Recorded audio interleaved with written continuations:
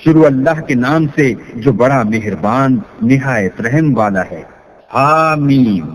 اس کتاب کا اتارا جانا خدائے غالب و دانا کی طرف سے ہے، جو گناہ بخشنے والا اور توبہ قبول کرنے والا اور سخت عذاب دینے والا اور صاحب کرم ہے۔ اس کے سوا کوئی معبود نہیں، اسی کی طرف پھر کر جانا ہے۔ اللہ کی آیتوں میں وہی لوگ جھگڑتے ہیں جو کافر ہیں، تو ان لوگوں کا شہروں میں چلنا پھرنا تمہیں دھوکے میں نہ ڈال دے۔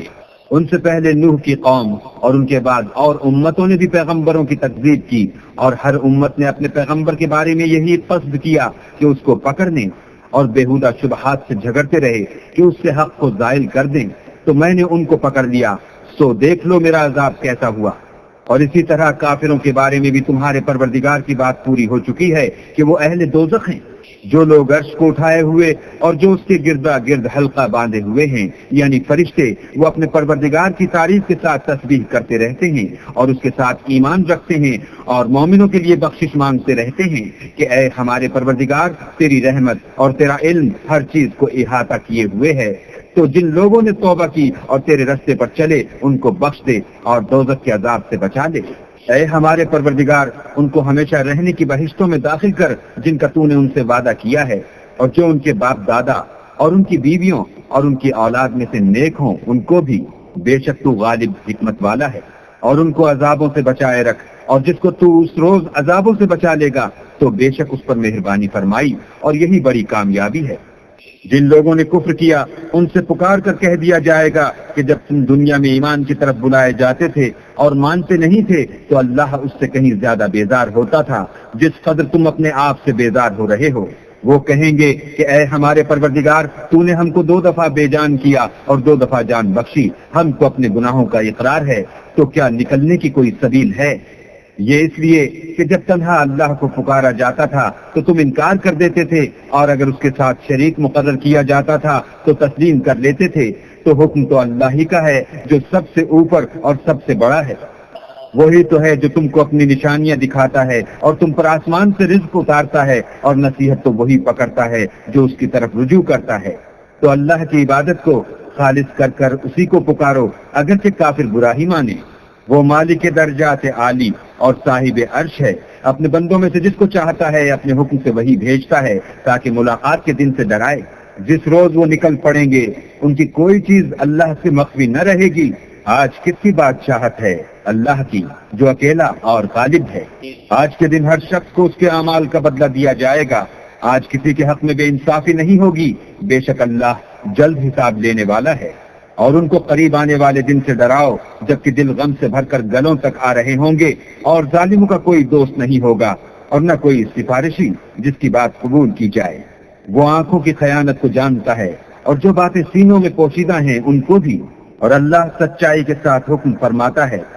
اور جن کو یہ لوگ پکارتے ہیں وہ کچھ بھی حکم نہیں دے سکتے، بے شک اللہ سننے والا اور دیکھنے والا ہے۔ کیا انہوں نے زمین میں سیر نہیں کی تاکہ دیکھ لیتے کہ جو لوگ ان سے پہلے تھے ان کا انجام کیسا ہوا؟ وہ ان سے زور اور زمین میں نشانات بنانے کے لحاظ سے کہیں بڑھ کر تھے، تو اللہ نے ان کو ان کے گناہوں کے سبب پکڑ لیا، اور ان کو اللہ کے عذاب سے کوئی بھی بچانے والا نہ تھا۔ یہ اس لیے کہ ان کے پاس پیغمبر کھلی دلیلیں لاتے تھے تو یہ کفر کرتے تھے، سو اللہ نے ان کو پکڑ لیا، بے شک وہ صاحب قوت اور سخت عذاب دینے والا ہے۔ اور ہم نے موسیٰ کو اپنی نشانیاں اور دلیل روشن دے کر بھیجا، یعنی فرعون اور حامان اور قارون کی طرف، تو انہوں نے کہا کہ یہ تو جادوگر ہے، جھوٹا۔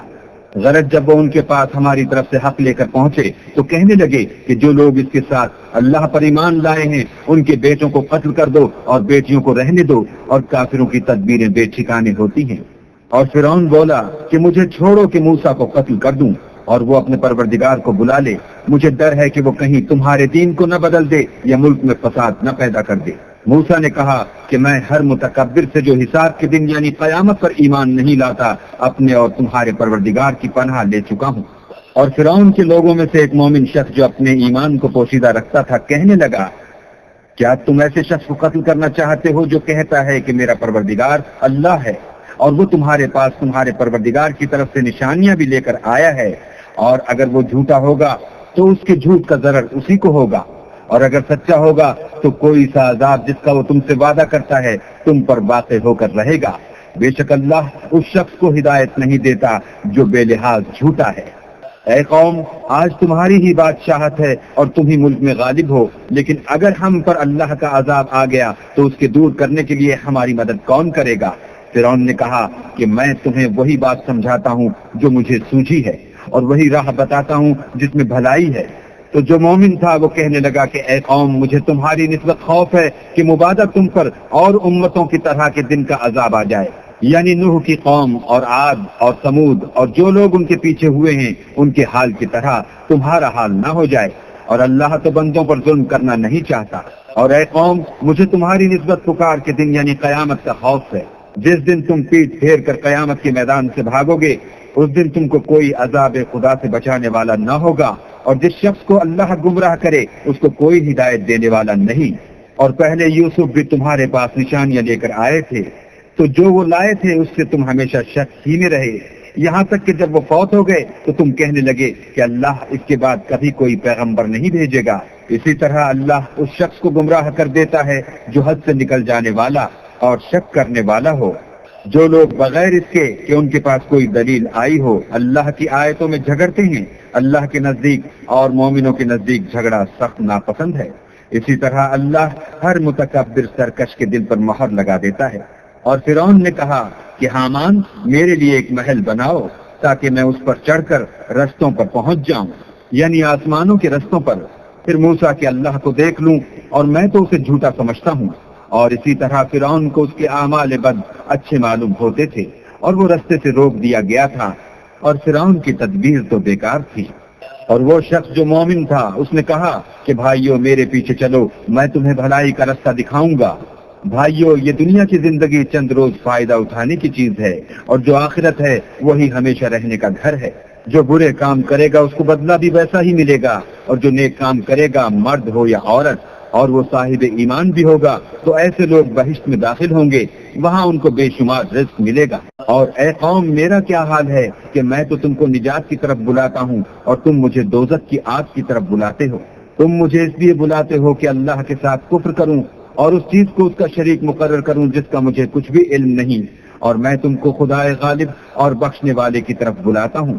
سچ تو یہ ہے کہ جس چیز کی طرف تم مجھے بلاتے ہو اس کو دنیا اور آخرت میں بلانے یعنی دعا قبول کرنے کا مقدور نہیں، اور ہم کو اللہ کی طرف لوٹنا ہے، اور حد سے نکل جانے والے دوزخی ہیں۔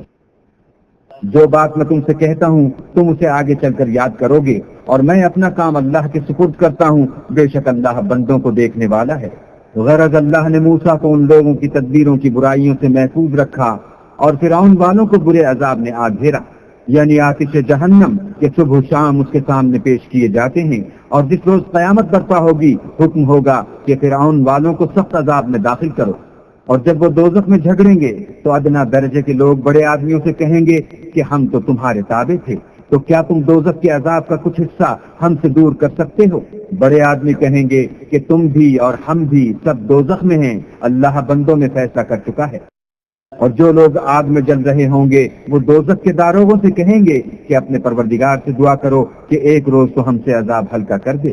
وہ کہیں گے کہ کیا تمہارے پاس تمہارے پیغمبر نشانیاں لے کر نہیں آئے تھے؟ وہ کہیں گے کیوں نہیں؟ تو وہ کہیں گے کہ تم ہی دعا کرو، اور کافروں کی دعا اس روز بیکار ہوگی۔